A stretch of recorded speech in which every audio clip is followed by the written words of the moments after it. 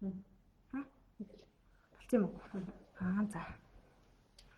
За сайн байцгаана. Одоо эхэлж байгаа шүү. За сайн байцгаана уу?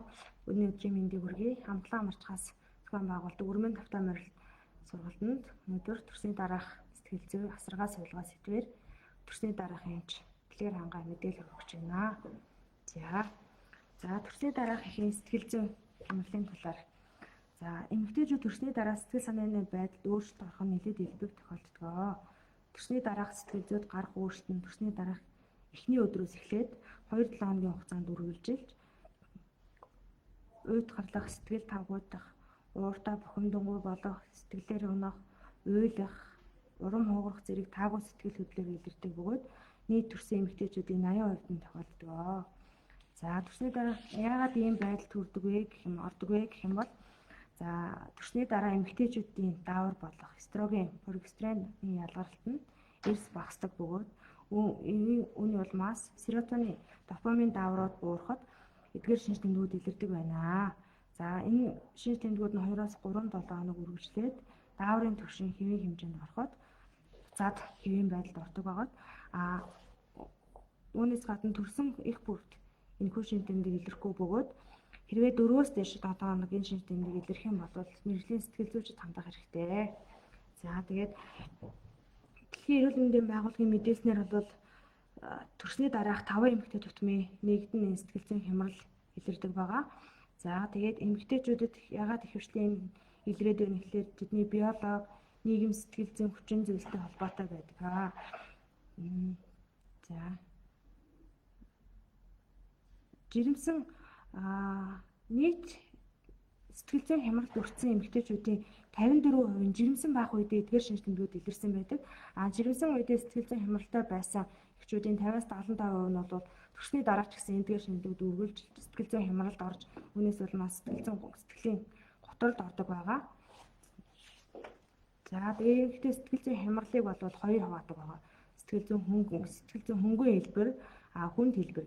Хөнгөн хэлбэр нь бол төрсний маргааснаас эхлээд 2-3 7 хоног үргэлжлээд хэвийн байдалд ордог бол хүнд хэлбэр нь 3-7 хоног шинж тэмдэг илэрч мэргэжлийн сэтгэл зүйчийн зөвлөгөө авах хэрэгтэй. За үүнээс гадна ээжүүд ямар арга хэмжээ авах вэ гэхээр төрсний дараах ээжүүд сэтгэл готрлын талаар бодиттой мэдлэгтэй байх хэрэгтэй. Жирэмснээс эхэл судалж үзэх хэрэгтэй. Өөрт илрээд байгаа шинж тэмдгүүдээ. За тэгээд шинж тэмдэг илэрч эхэлсэн даруйд нь биеэ хянах, аль болох хүмүүстэй ойр дотныхоо хүмүүстэй ярилцах, сэтгэл санаа мэдрэмжээ гэр бүлийнхэнтэйгээ ярилцах, хуваалцах, хоол хүнсэндээ бас маш их анхаарах хэрэгтэй. Нэр төрөл нь олонтой, тэжээлэг, амин дэмээр баялаг, ногоо, жимсэх нь аль болох хэрэглэх нь сэтгэл зүйн хямрал өртгөөс өрчлөн сэргийлдэг байгаа. Жирэмсэн байх үедээ хийж байсан дасгал хөдөлгөөнөө бас үргэлжлүүлж хийн.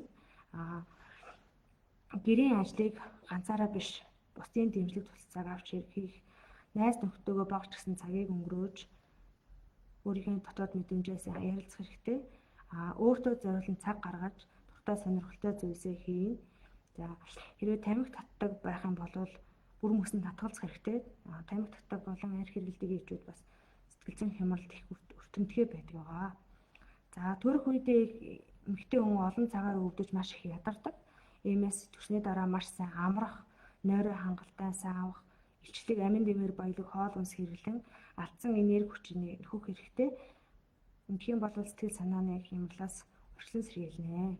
За ар гэрийнхэн болон нөхрөөдөд өгөхөд зөвлөмж гэх юм бол эхнэр сэтгэл зүйн хямралаас өрчлөн сэргийлж эхнэртэй сэтгэл зүйн дэм өгөх, эхнэрийнхээ ачааллыг хуваалцах, гэр ахуйн ажилтнанд туслах. За маш төрсний дараах жин нэмэлтийн талаар аль болох өөртөө ярихгүй байх, хизээ хэвийн жиндээ орох талаар ярилцах уу, аль болох өөрт нь сэтгэл зүйн дэмжлэг өгч дасгал хөдөлгөөн хийхэд нь боломж олцоо өгч өгөх хэрэгтэй. За нөхөр хүн эхнэрийнхээ хамгийн сайн ярилцагч, сонсогч, дотны найз нь байж чаддаг учраас хамгийн түрүүнд нөхрийн зөвлөгөө тусламж хэрэгтэй. За төрсний дараах хугацаанд нөхөр гэр бүлийнхний тусламж нэмэлт хамгийн их хэрэгтэй. Ялангуяа анх удаа төрж байгаа ээжүүдэд хүүхэд асрах туршлагагүй байдаг учраас их хямардаг. Гэрийн ажил, хүүхэд сэлэхлүүлэх, усанд оруулах, төрсэн ээжийг хангалттай унтуулахад тусламж заавал хэрэгтэй. Дотны найзууд нь бас үргэлж холбоотой байж чи ганцаараа биш гэдгийг ойлгуулан сэтгэл зүйн дэм үзүүлж байх хэрэгтэй. Ингэж чадвал төрсний дараах сэтгэл зүйн өөрчлөлтөнд хэлбэрхэн даваад гарах боломжтой байдаг. За одоо ингээд асуух зүйл байвал комент хэсгээр асуугаарай. За төрөх гээд очиж байгаа эхчүүд юуг анхаарах вэ гэж байна. За төрөх гээд ирж байгаа ээжүүд хамгийн түрүүнд болох юм бол өөрийнхөө сэтгэл зүг бэлдэх хэрэгтэй. За анхан төрөгч бол хэдэн цаг өвдөх, давтан төрөгч бол хэдэн цаг өвдөх тэр нөгөөр наривтай байдаг. За өвдөлт эхлэхээр тэрэндээ маш их хямардаг анхан төрөгч ээж нар.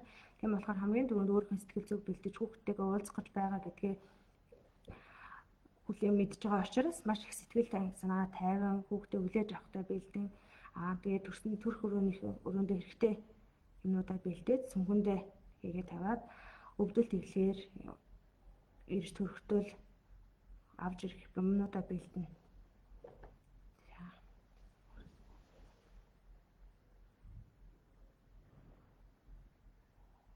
За төрсний дараах ээжүүдийн оюутлыг яах вэ гэж байна. За төрсний дараах ээжүүд анхан төрөгч бол эпизотоми буюу хайчилж оюутал тавьдаг. За давтан төрөгч болон оюуталтай төрсэн ээжүүд бол оюутлаа яах вэ гэхээр эмнэлэгт байх хугацаанд бол эмнэлэг дээр угаагддаг.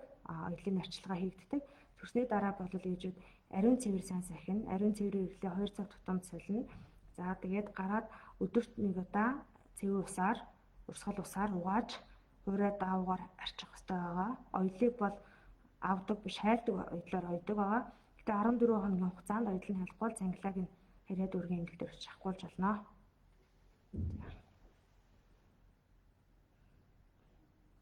За хөх арчилгааны талаар байна. За хөх болохоор ер нь олох хөхөө хөхүүлсний дараа 2-3 цаг тутамд хүүхдээ хөхөө хөхүүлнэ. Хөхүүлснийхээ дараа заавал үлдэх төсөөгөө сааж авах хэрэгтэй. Тэгээд тэгснээр шинсэн үүсч 3 цагийн дараа шинсэн үүсч хүүхдээ шинсэн үү гэж өгдөг. За хөх өвдөж чинэрч эхлэх юм бол заавал төрсөн эмнэлэг дээр эхэлж үзүүлнэ. Эмнэлэгт үзүүлээд саах шаардлагатай, нээх шаардлагатай байгаа үгүйг нь эмчнэр шийдэж хэлж өгнө. Дур мэдэж одоо бариач дээр очиж бариулахгүй нэ шүү. Хэрвээ сүүн хөх зангираад идэлсэн байх юм бол бариач бариад хөх идээг нь цааш нь тараадаг байгаа. Тийм болохоор заавал эхлээд харьяад үргийнхээ эмнэлэг төрсэн эмнэлэгтээ үзүүлж зөвлөгөө авах шаардлагатай байгаа. Хөх чинэрч халууж улаах эмзэглэлтэй болох юм бол эмнэлэгт ирж заавал үзүүлэх хэрэгтэй. За амжилт хүссэн комментэнд баярлалаа. За тэгээ асуух зүйл байвал комент хэсгээр үлдээгээрэй. Энд чинь хариулж бичих болно.